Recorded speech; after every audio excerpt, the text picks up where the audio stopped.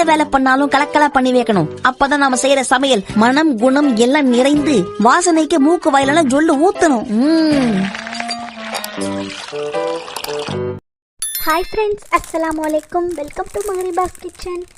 நம்ம இன்றைக்கி ஒரு சூப்பரான ஒரு ஹெல்த்தியான ஒரு வெயிட் லாஸ் ரெசிபி தான் பார்க்க போகிறோம்.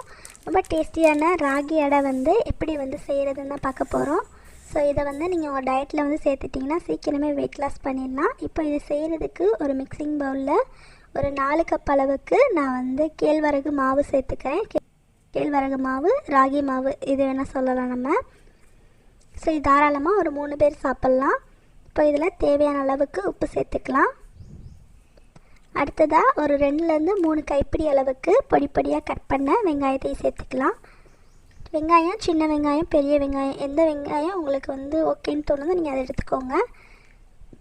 இப்போ இதில் ஒரு கைப்பிடி அளவுக்கு மல்லி இலை, ஒரு கைப்பிடி அளவுக்கு பொடியாக கட் பண்ண கருவேப்பிலை, அதுக்கப்புறம் ஒரு ஸ்பூன் க்ரஷ் பண்ண கசூரி மேத்தியெல்லாம் சேர்த்துட்டு கையாலேயே நல்லா இந்த மாதிரி பிசைஞ்சு விட்டுக்கோங்க. உங்களுக்கு வேணும்னா நீங்கள் இதில் காய்கறி கூட சேர்த்துக்கலாம்.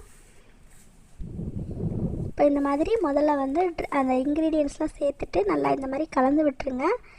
இப்போ இதில் காரத்துக்கு நான் மிளகாய்த்தூள் சேர்க்குறேன். உங்களுக்கு விருப்பம்னா நீங்கள் பச்சை மிளகாய் கூட ஆட் பண்ணிக்கலாம், பொடியாக கட் பண்ணிவிட்டு.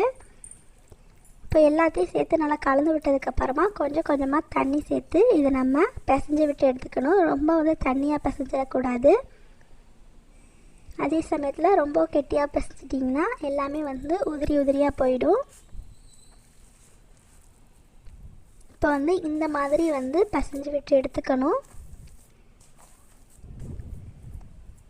ஸோ இதை நம்ம அடை தட்டும்போது ஒட்டாமல் இருக்கிறதுக்காக ஒரு 2லேருந்து 2.5 ஸ்பூன் அளவுக்கு நல்லெண்ணெய் சேர்த்துக்கிறேன்.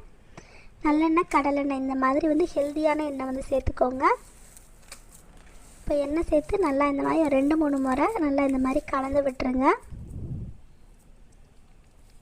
கலந்து விட்டு இதை ஒரு ஓரமாக வச்சுருங்க. நெக்ஸ்ட்டு நம்ம தோசைக்கல்ல அடுப்பில் வச்சுட்டு சூடு பண்ணிக்கலாம். இப்போ தோசைக்கல்ல ஒரு எண்ணெய் துணி வச்சு நல்லா இந்த மாதிரி தடவி விட்டுருங்க. இப்போ இந்த சைடு தோசைக்கல் சூடாகட்டும், நம்ம அதுக்குள்ளே அடையை தட்டி எடுத்துடலாம். இந்த மாதிரி ஒரு பிளாஸ்டிக் கவர் எடுத்திருக்கேன். அதில் எண்ணெய் அப்ளை பண்ணிவிட்டு ஒரு பெரிய உருண்டையை எடுத்து வச்சுக்கோங்க. எடுத்து வச்சுட்டு மேலே இந்த மாதிரி பேப்பரை போட்டுட்டு லைட்டாக இந்த மாதிரி உள்ளங்கைகளாக ப்ரெஸ் கொடுத்துருங்க. இப்போ நமக்கு கையில் தட்ட வேண்டிய பிரச்சனை இருக்காது.